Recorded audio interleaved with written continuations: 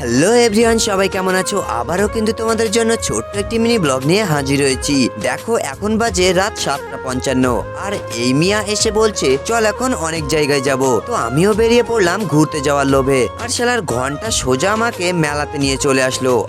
আর একটুখানি মেলাতে ঘোরাঘুরি করে দেখলাম তেমন একটা লোক নেই।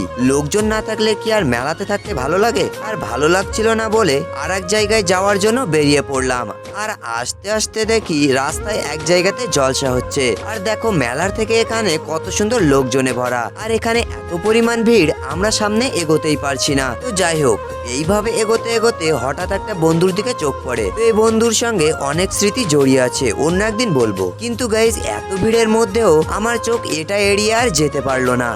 যেমনটা শকুনের চোখ গোভাগাড়ে থাকে, তেমনই আমার চোখ এই মোরব্বা আর হালুয়াতে থাকে। তারপর এখান থেকে অল্প একটুখানি নিয়ে আমি খেতে শুরু করে দিলাম। তো এটা তোমরা কে কে খেয়েছো আর তোমাদের কেমন লাগে অবশ্যই কমেন্ট করে জানিও। তো এখানে কিছুটা সময় কাটিয়ে বাড়ির উদ্দেশ্যে বেরিয়ে পড়লাম। তোমরা ততক্ষণে লাইক সাবস্ক্রাইবটা করে দাও।